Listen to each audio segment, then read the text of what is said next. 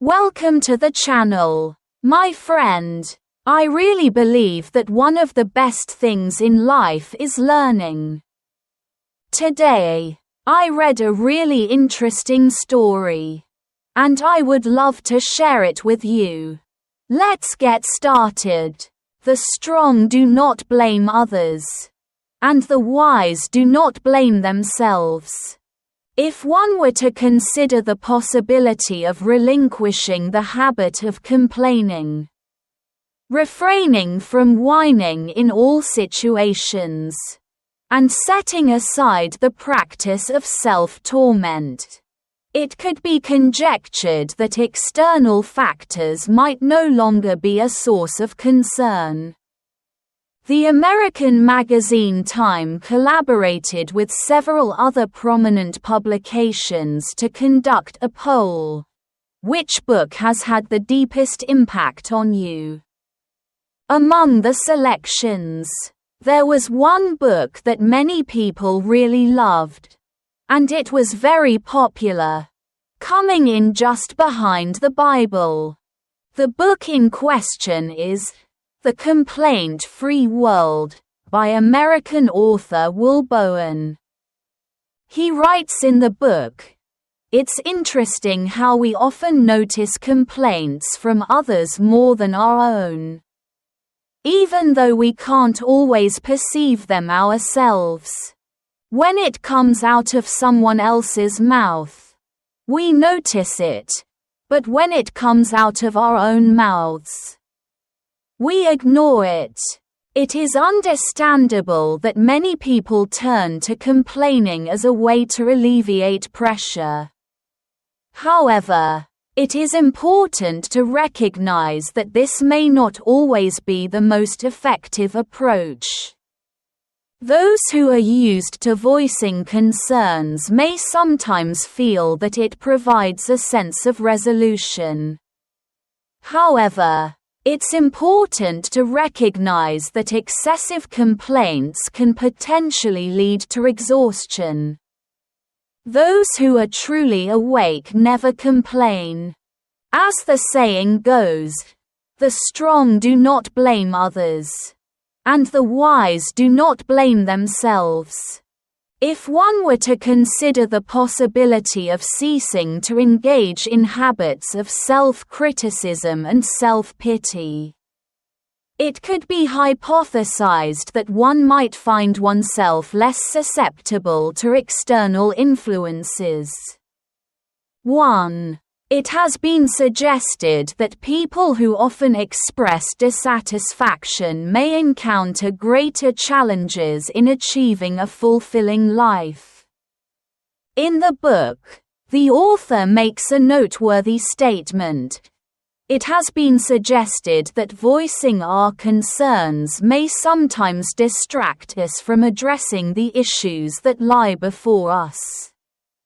This behavior is not conducive to positive energy and may have a negative impact on our collective well-being. This is also a summary of the author's own experience. That year, just entering puberty, he was quite heavy. His overweight body was a source of teasing, and he began to feel overwhelmed and express his frustration. He may have missed some opportunities because of this, but he attributed this to bad luck. It seemed that, despite his best efforts, he was unable to find a suitable job, and he came to the conclusion that perhaps his boss had a different way of judging people. If you are not enjoying the success you had hoped for in your career, it may be worth considering whether this is due to external factors. Following his marriage, the author continued to express his concerns, seemingly without considering the feelings of others. Ultimately, his wife felt unable to continue and made the difficult decision to end the marriage. Following the dissolution of the marriage, He persisted in voicing his concerns, and it seemed that very few people were interested in maintaining a close relationship with him. The pressure he felt unable to relieve caused him considerable distress and had a negative impact on his health.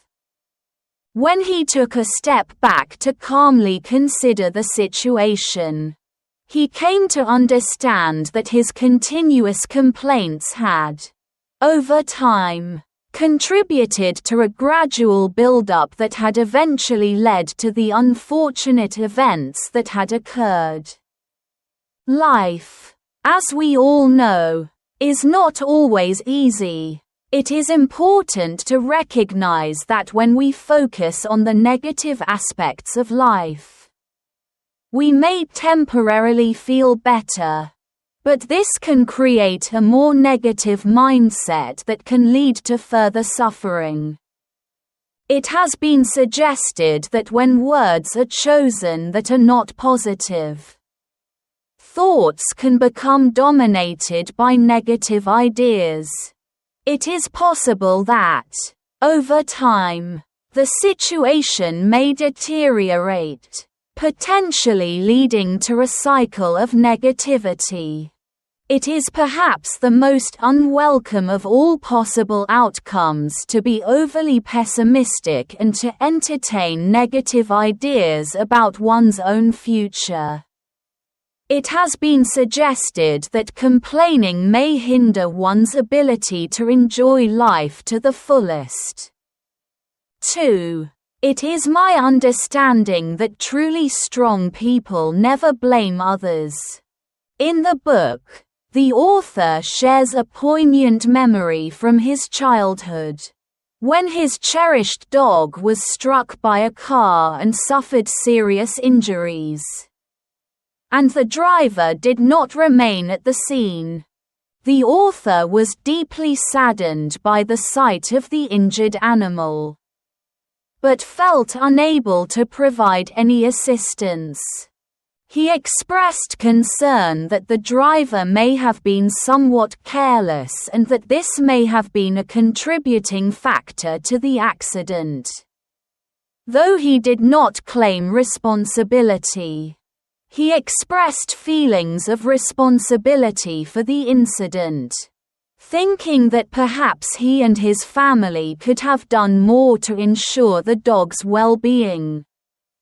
His resentment kept him awake at night, but in the end, he realized he could not change anything. When he was able to calm down, he came to understand that complaining was not an effective way to achieve his goals, but rather a counterproductive fire that was damaging his progress. He gradually calmed down, accepted the reality of the dog being hit, actively sought treatment for the dog, and began to work on changing himself. In our daily interactions with a variety of individuals and experiences, there are occasions when we find ourselves confronted with situations that may cause us discomfort or frustration. Once this mode is engaged, it has the potential to create a ripple effect, drawing us into a more challenging situation. If we all work together to solve the problems we face, however challenging they may be, I believe we can achieve a turning point. It has been said that those who are less strong may tend to look for reasons to justify their actions, while those who are more resilient may choose to focus on developing their skills and qualities. They dedicate their time and energy to essential tasks, enhancing their ability to deal with everything. If I may be so bold, I would like to suggest that, no matter how challenging the task may be, you will be able to approach it with calmness and composure. 3. It has been said that people who are wise do not expend their energy on complaints. Fate, as we understand it, is not without its challenges, often presenting us with difficult situations that require resolution. It is my understanding that truly wise people do not fight reality, but accept it and change calmly. In the book, the author speaks about his friend Hall with great respect. At the age of 39, Hall unfortunately fell seriously ill, and despite doing his best to use all his savings, his health did not improve. When the author paid a visit, he was taken aback by the optimism he observed in his friend. Whether it was a bird flying by or a flower in bloom, Hall found inspiration in these simple moments to craft joyful tales, which brought a smile to both of their faces. The author, not understanding the reasons for this, asked his friend why he had endured so much suffering without complaining or feeling sad. Hall replied tentatively, "Today is not the 15th. I believe." Following his initial diagnosis, it was evident that Hall was experiencing significant emotional distress, which often manifested as verbal outbursts. He expressed a degree of discontent with his circumstances, taking responsibility for not prioritizing his health when he was in good health. He also voiced a perception that life was somewhat unfair. "If I may be so bold, I would like to suggest that on a daily basis, he was preoccupied by a multitude of thoughts which caused him considerable distress, leaving him feeling overwhelmed, increasingly anxious and insecure." It became clear to Hall that, if he continued in this way, his condition would only worsen. He therefore decided to focus his thoughts on the positive aspects of life. Fearing that he might struggle to break the habit of complaining, he decided to implement a new approach. He would only be allowed to express his concerns on the 15th of each month, and on all other days, he would endeavor to live happily. After a period of persistence, he came to realize that, even on the 15th, there was no longer any reason to voice a complaint. Gradually, his resentment dissolved, and joy filled each day. The author of the book expressed their belief that living a life of gratitude instead of a life of complaining might help one to harness the power to maintain one's health. Life, as we know, can sometimes present us with challenges that we might not expect. It is important to recognize that excessive complaining can lead to a sense of exhaustion. If I may be so bold, I would like to suggest that, perhaps, if we all try to accept and change, we might gradually find a way out of our difficulties. It has been suggested that truly intelligent people may not necessarily resist the failures and hardships that life brings. Instead, they may see them as opportunities for challenge. They have a remarkable ability to transform their lessons learned into valuable experience and energy, which enables them to swiftly adapt and mature. It is my understanding that the difficulties they encounter are actually meant to guide them forward. The end.